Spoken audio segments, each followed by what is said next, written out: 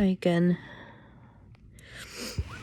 I'm just laying with a bunch of pillows propped under my stomach and chest, like my sister told me some of her patients do, or they encourage their patients to do in the hospital. It's a little uncomfortable, but whatever it takes. This headache is killer today. I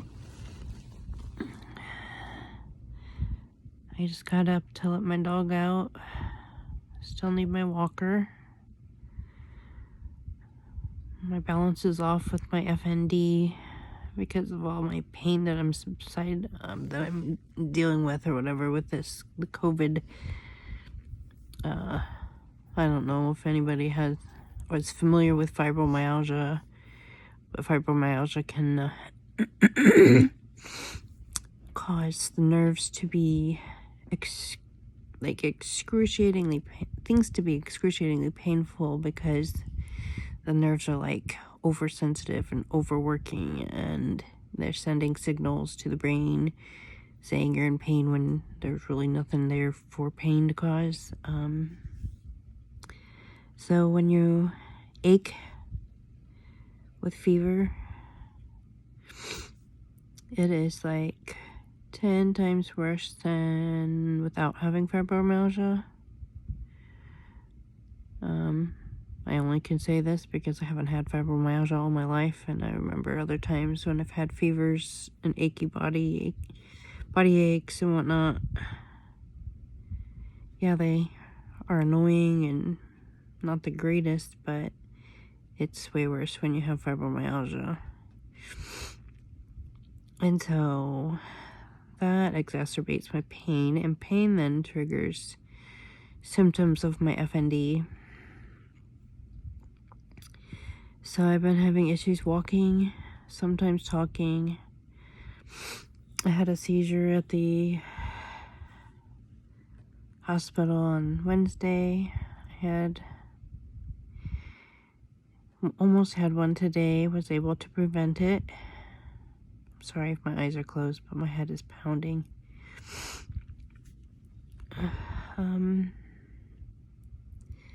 I just thought maybe if I could reach out to anybody and see if anybody else out there shares some similarities with me or has functional neurological disorder or fibromyalgia, and then has dealt with COVID on top of that. If there's anybody that knows what it's like or hasn't had COVID yet and wants to know what it's like, it's not fun. Not fun at all. I mean, yeah, lots more things I could think of that are better than this. I got up and I took a hot bath in some Epsom chronic fatigue and chronic pain salts. I laid in there for a while. Helped the headache for a little bit, but it's coming back again. So I'm just laying on my stomach, like my sister said, for a little while. If there's anybody out there that wants to hear some more or something different, as I finish up wrapping up Sabbath, today's Sabbath.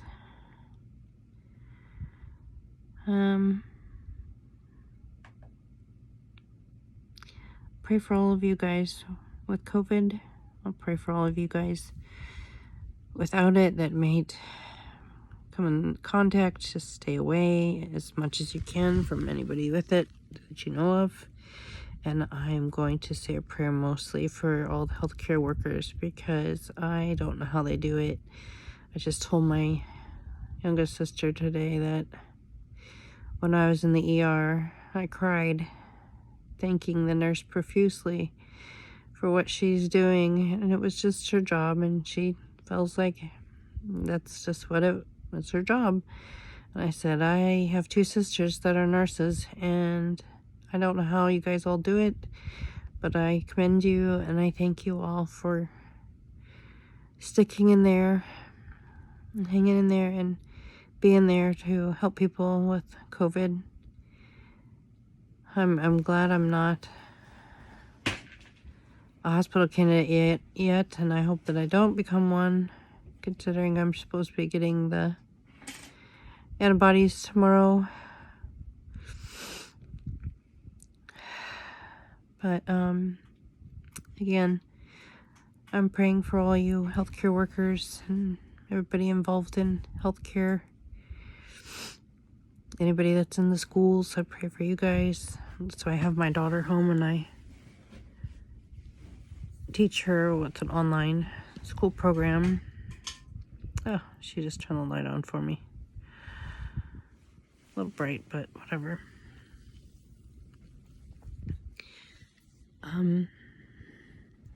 I teach her at home. I have a good friend that's actually been helping keep her on track while I'm sick through FaceTime, and my daughter seems to like that. And when the Department of Health called me, they told me that she would not be allowed to go to school until after my fever has been gone for 24 hours without having to take Motrin. So actually it's a good thing she's home, because she'd be missing a lot more than what she's doing now that I'm sick. But she's a good student, so I'm not worried about her not catching up. She's really good. When I get better, maybe I'll show some videos on how I cope with my disability and how I teach her. Luckily, I have my master's degree in special education, so I have plenty of background on being able to educate her. It's just my disability that gets in the way sometimes, and now being sick with COVID, that's been an interference. Here, she's over there trying to kiss our dog. I'm keeping him away from me as much as possible, other than him snuggling by my feet. Hope he doesn't get it. Here's my little buddy.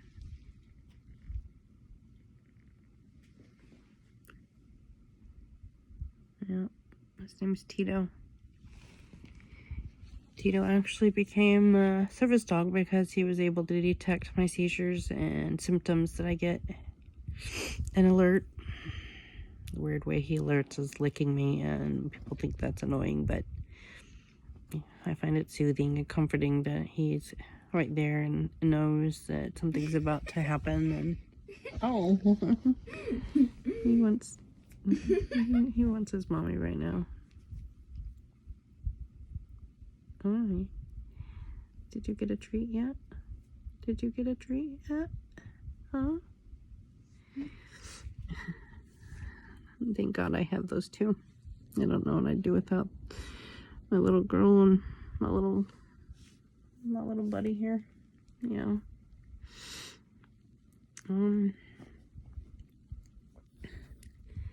If I end up with a seizure or something like that, I'm gonna see if my daughter will video it so that I can upload it and share what they're like. According to my family, not for her so much anymore because she's used to it, but according to my mom and my other daughter, I think she's used to it too, but it really bothers my mom a lot. Seizures can be disturbing, especially when they can be violent ones, which I've had them morphing and changing more violently over the last couple months. I don't know why that is, but I'm not having as many seizures. They're just more violent and last a little bit longer when I do have them. So if I do have a seizure, I'll see if my daughter will be kind to video it so that I can upload it and share it with you all. They're non-epileptic, which means they're not affecting my brain, the brain waves, the brain patterns, but they are real. They still are real. They still affect the body other than the brain in the same way that a regular seizure could. And wow, here's, what do you want? What do you want? What do you want? You're just the cutest little boy. What do you want? Okay, come here. Apparently he wants to be a camera hog.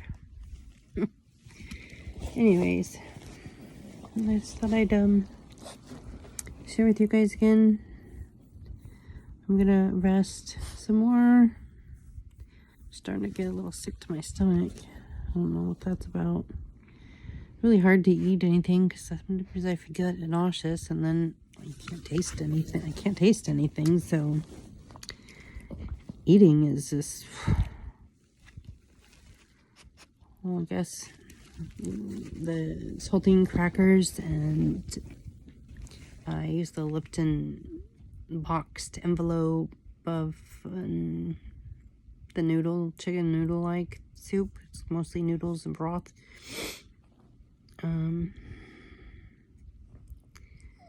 I've had applesauce.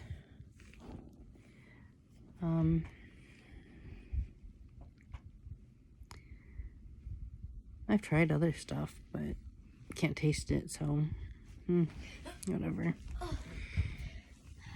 I've been drinking ginger ale, sometimes Gatorade, water, tea, to try to stay hydrated.